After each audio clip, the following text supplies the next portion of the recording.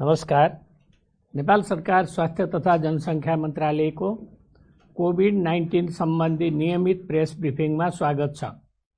म प्राध्यापक डाक्टर जागेश्वर गौतम।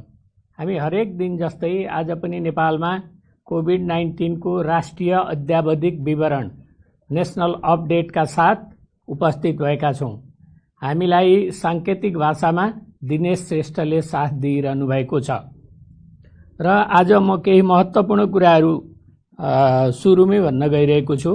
काठमाडौँमा संक्रमणको दर बढेको छ र हामीलाई धेरै अप्ठ्यारो परिस्थिति तयार भएको छ। त्यसकारण यो सूचनाहरू चाहिँ स्वास्थ्य तथा जनसङ्ख्या मन्त्रालयको तर्फबाट हामी जारी गरेका छौँ। सरकारी सामुदायिक तथा निजी अफिसहरूमा कार्यालयहरूमा बैठक, गोष्ठी, सेमिनार तथा अन्य जमघट तुरुन्त बन्द गर्न नमिल्ने भए भर्चुअल्ली गर्न स्वास्थ्य तथा जनसङ्ख्या मन्त्रालय अपिल गर्दछ। भारतीय सीमा क्षेत्रका जिल्लाहरूमा कोरोना संक्रमणको दर उच्च रहेकोले प्रदेश सरकार, स्थानीय पालिकाहरू, गाउँपालिका तथा नगरपालिकाहरू, गैर सरकारी संस्थाहरू, शिक्षक, विद्यार्थी तथा अन्य पेशा व्यवसायका व्यक्तिहरूलाई सावधानी अपनाउने वातावरण बनाउन अनुरोध छ। स्वाब सङ्कलन गरिसकेपछि कुनै पनि शङ्कास्पद व्यक्तिहरूले रिपोर्ट नआउन्जेलसम्म अनिवार्य रूपमा क्वारेन्टिनमा बस्नु हुन अनुरोध छ। काठमाडौँ उपत्यका लगायत घना बस्ती भएका क्षेत्रहरूमा कोरोना संक्रमणमा वृद्धि भइरहेकोले अस्पतालका बेड, उपकरण र स्वास्थ्य कर्मीहरूको अभाव हुने सम्भावना रहेको छ। यसकारण जनस्वास्थ्यका मापदण्ड जस्तै अत्यावश्यक नपरी घरबाट ननिस्कने, 2 मिटरको दूरी कायम राख्ने, अनिवार्य रूपमा मास्क लगाउने र साबुन पानीले हात धुने, सम्भव नभएमा सेनिटाइजर प्रयोग गर्न स्वास्थ्य तथा जनसङ्ख्या मन्त्रालय अपिल गर्दछ। अस्पतालहरूले कर्मचारीलाई शिफ्टमा काम गर्ने व्यवस्था मिलाउन र चिकित्सक, नर्स तथा अन्य स्वास्थ्य कर्मीहरूलाई अनिवार्य रूपमा जनस्वास्थ्यका मापदण्ड अवलम्बन गराउन र त्यसको लगबुक राख्न यो सूचना जारी गरिएको छ। कोभिड-19 को कुनै पनि उपचार पत्ता लागेको छैन। औषधि, अक्सिजन, भेन्टिलेटरले सहयोग मात्र गर्ने हो। रोगको उपचार नहुने भएकोले रोग लाग्न नदिनु नै उत्तम उपाय हो। संक्रमण बढ्दै गएमा हाम्रा अस्पतालले धान्न सक्दैनन् र हाम्रा स्वास्थ्य कर्मीहरू पनि अपुग हुन सक्छन् र अकालमा ज्यान जान सक्छ। यसकारण रोग लाग्न नदिनको लागि बेलैमा होसियारी हौँ, बुद्धि पुर्याउँ। यति भन्दै आजको नियमित कार्यक्रम म अगाडि बढाउन गइरहेको छु र नेपालमा आगामी दिनहरूमा प्रमुख चाडपर्व, जात्रा तथा उत्सवहरूको समय आउँदै गरेकोले कोभिड-19 को सन्दर्भमा स्वास्थ्यका दृष्टिकोणले सुरक्षित बनाउँदै मनाउनु पर्ने बाध्यात्मक परिस्थितिलाई ध्यानमा राखी स्वास्थ्य तथा जनसङ्ख्या मन्त्रालयद्वारा चाडपर्व, जात्रा तथा उत्सवहरू मनाउँदा पालना गर्नुपर्ने जनस्वास्थ्यका मापदण्ड 2077 जारी गरिएको छ। यो मापदण्ड घर, परिवार, समुदाय स्तरमा मनाइने सबै प्रकारका चाडपर्व, जात्रा र उत्सवहरूलाई ध्यानमा राखी विकास गरिएकोले व्यक्तिगत तहमा अत्यावश्यक र अनिवार्य SMS, आधारभूत व्यवहारहरूका विषयहरू र आयोजकले व्यवस्थापन गर्नुपर्ने जनस्वास्थ्यका विभिन्न विषयहरूलाई व्यवस्थित गर्ने गरी मापदण्ड समेटिएको छ। यो मापदण्ड स्वास्थ्य तथा जनसङ्ख्या मन्त्रालयको वेबसाइटमा उपलब्ध छ। आज देशभरि सक्रिय सङ्क्रमितहरूको सङ्ख्या 6296 छ।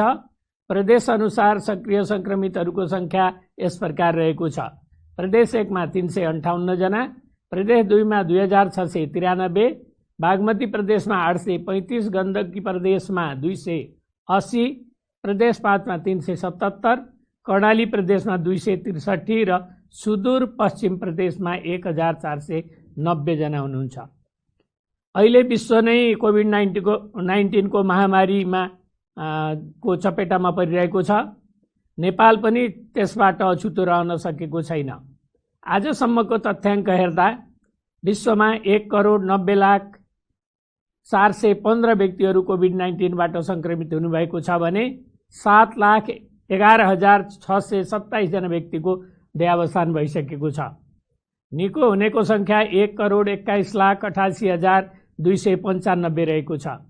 नेपालमा कोभिड-19 पीसीआर टेस्ट प्रति 10 लाख जनसङ्ख्यामा 14,374, प्रति 10 लाख जनसङ्ख्यामा मृत्यु 2.23 छ। कोभिड-19 सङ्क्रमणबाट मुक्त हुने दर 70.57% छ। आजको पीसीआर 6,622 गरी जम्मा 4,19,575 पीसीआर परीक्षण भएको छ। क्वारेन्टिनमा रहनुभएका व्यक्तिहरूको सङ्ख्या 9,470 छ। कोभिड-19बाट सङ्क्रमण मुक्त भई गत 24 घण्टामा डिस्चार्ज हुनुहुनेहरूमा 233 जना हुनुहुन्छ र आजसम्म डिस्चार्ज हुने 15,389 हुनुहुन्छ। सङ्क्रमितहरू निको भई घर फर्किसक्नु भएको छ। उहाँहरूको उपचार तथा हेरचाहमा अहोरात्र खटिनुभएका चिकित्सक, नर्सिङ स्टाफ र अन्य स्वास्थ्यकर्मी तथा सहयोगी शुभेच्छुकहरूलाई स्वास्थ्य तथा जनसङ्ख्या मन्त्रालय हार्दिक धन्यवाद दिन चाहन्छ। 2वटा कल सेन्टरबाट हामीलाई 765 वटा कलहरू प्राप्त भएको छ। नेपाल सरकार स्वास्थ्य तथा जनसङ्ख्या मन्त्रालयको मोबाइल एप्स हाम्रो स्वास्थ्य डाउनलोड गर्नेको सङ्ख्या 1,65,080 रहेको छ। यस एप्स मार्फत कोभिड-19 सम्बन्धी सम्पूर्ण जानकारी प्राप्त गर्न सक्नुहुन्छ।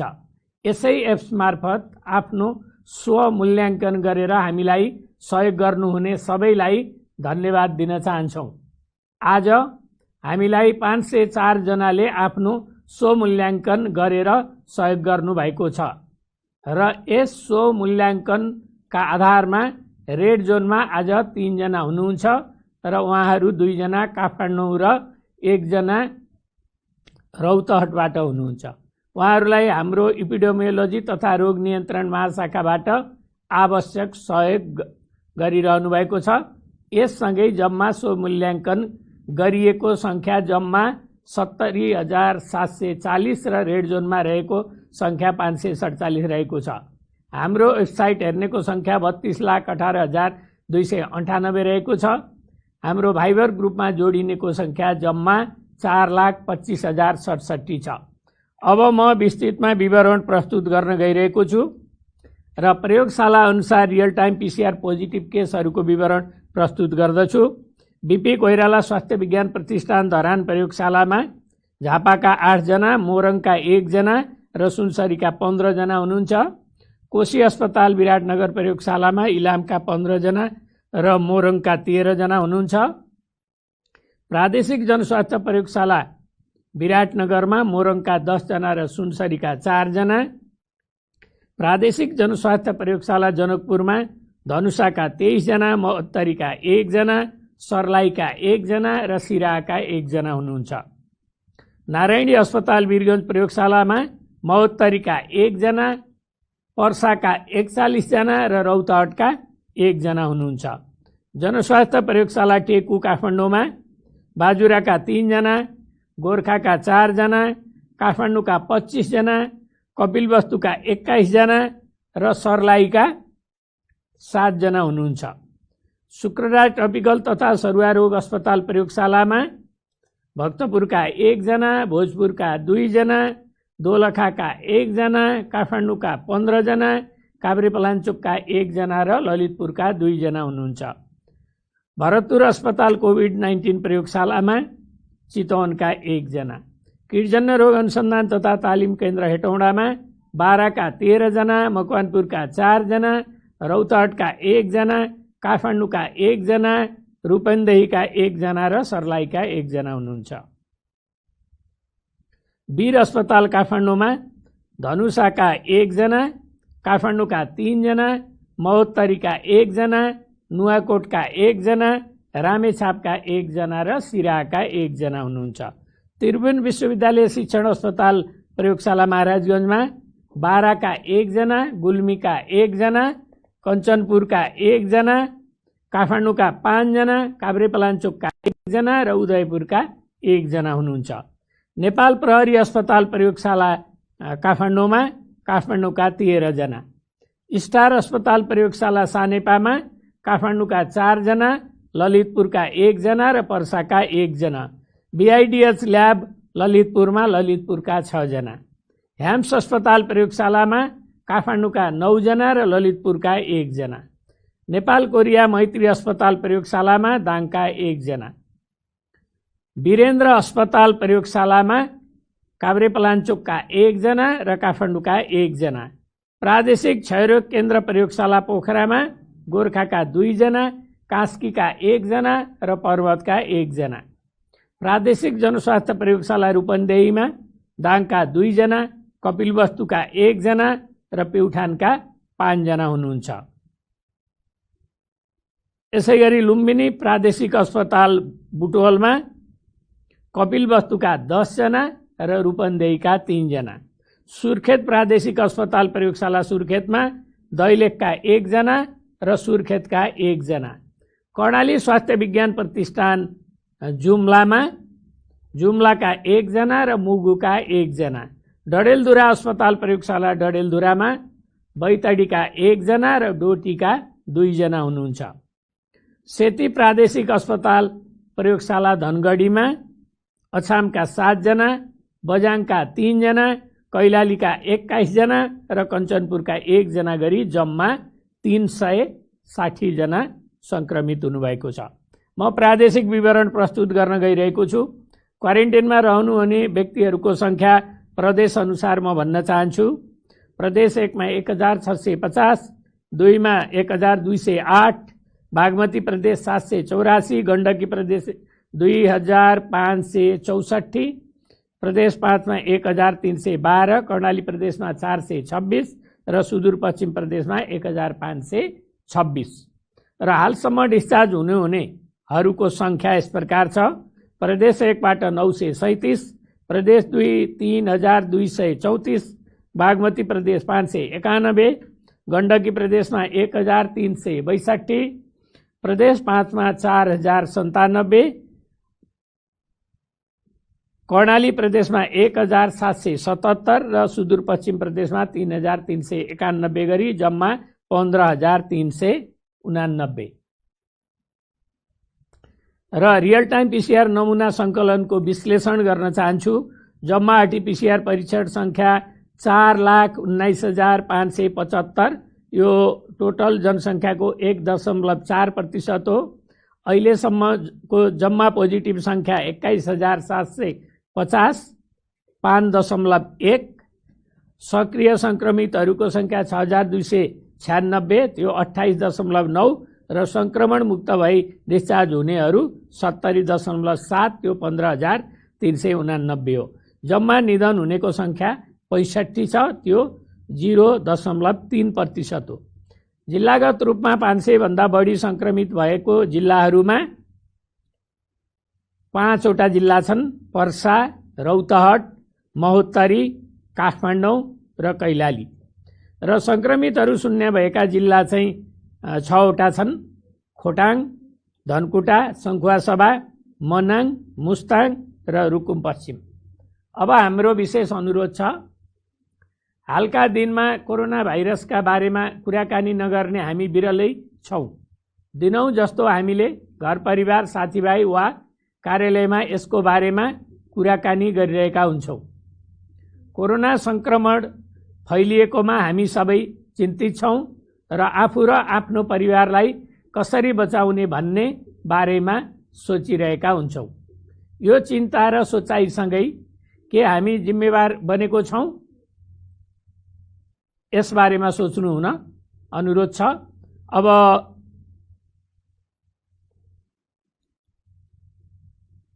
र यसमा अलिकति थप पनि म भन्न चाहन्छु। निधनको खबर भन्नुभन्दा अगाडि के हामीले घरमै बसेर आफ्नो परिवारसँग मात्र चाडपर्व मनाएका छौँ? के हामीले घरबाट बाहिर निस्किँदा पसल, कार्यालय वा सार्वजनिक यातायातमा नाकमुख राम्ररी छोपिने गरी अनिवार्य मास्क लगाएका छौँ? के हामीले कार्यालयमा गरिने सभा सम्मेलन, तालिम गर्दा र तरकारी तथा खाद्यान्न किन्ने पसलमा एक अर्को बीच आवश्यक 2 मिटरको दूरी कायम गरेको छौँ? के हामीले जुनसुकै वस्तु वा सतह छोएपछि घर वा कार्यालय पस्नु अगाडि साबुन पानीले मिचिमिची हात धोएका वा अल्कोहल भएको सेनिटाइजर प्रयोग गरेका छौँ? के हामीले भिडभाड, जात्रा, चाडपर्वहरूमा जानबाट आफू र आफ्नो परिवारका सदस्यलाई रोक्न सकेका छौँ वा गएका छैनौँ? एकपटक यी प्रश्नहरू हामीले आफैलाई सोध्न सबैमा म अनुरोध गर्दछु। संक्रमणले धनी, गरिब, कुनै धर्म वा जात विशेष, स्थान, युवा, बालबालिका वा वृद्ध भन्दैन। कोरोना संक्रमण हामी जो कोहीलाई पनि हुन सक्दछ। मास्क लगाउने, कम्तीमा 20 सेकेन्डसम्म साबुन पानीले मिचिमिची हात धुने र 2 मिटर दूरी कायम गर्ने यी 3 स्वास्थ्य सुरक्षाका उपायहरू हामीले अभ्यास गरेमा मात्र कोरोना संक्रमणको जोखिम कम गर्न सकिन्छ। यी 3 अभ्यासलाई हामी साथी बनाऊ, दोस्ती गरौँ। चाडपर्व मनाउने, भिडभाड गरी जात्रा मनाउने वा मन्दिरमा हुल गरी दर्शन गर्न नजाउँ, भिडभाड नगरौँ। 60 वर्ष माथिका र 12 वर्ष मुनिका बालबालिका घरबाट बाहिर ननिकालौँ, निस्किन नदिउँ। अब दुःखद खबर छ। म निधनको विवरण भन्न गइरहेको छु। मोरङ जिल्ला रङ्गेली नगरपालिका वडा नम्बर 8 दरबेसा बस्ने 45 वर्षको एक पुरुषको मिति 2077 साउन 21 गते ज्वरो तथा श्वास प्रश्वासमा समस्या भई कोशी अस्पताल ल्याइ पुर्याउँदा उनको निधन भएको छ।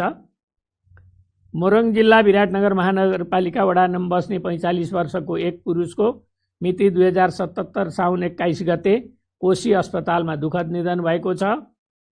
सर्लाही जिल्ला मलङ्गा नगरपालिका वडा नम्बर 8 थाई बसोबास भएकी वर्ष 65 की एक महिलाको मिति 2077 साउन 21 गते सशस्त्र प्रहरी बल अस्पताल बलम्बुमा दुःखद निधन भएको छ।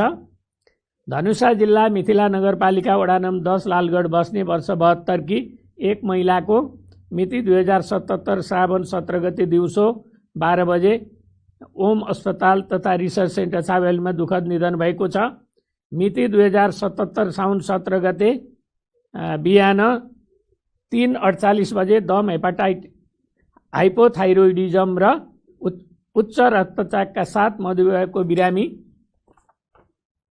वा निमोनिया, श्वास प्रश्वासमा कठिनाई भई पेटदुखी धनुषाबाट आइसिधै अस्पताल भर्ना हुनुभएको थियो। सप्तरी जिल्ला रूपनी नगरपालिका वडा नम्बर 5 बस्ने वर्ष 42 का एक पुरुषको मिति 2077 साउन 21 गते दुःखद निधन भएको छ। यसरी निधन हुनेको संख्या 65 पुगेको छ। उहाँहरूको निधनमा नेपाल सरकार स्वास्थ्य तथा जनसङ्ख्या मन्त्रालय हार्दिक संवेदना प्रकट गर्दछ। यसका साथै कोरोनाको संक्रमण बढिरहेको यो अवस्थामा सबैले सावधानी पुर्याउँ भन्ने अनुरोध गर्दै, विनम्रतापूर्वक यो अनुरोध दोहोर्याउँदै आजको यो कोरोना अपडेट यहीँनेर अन्त्य गर्दछु। धन्यवाद, नमस्कार।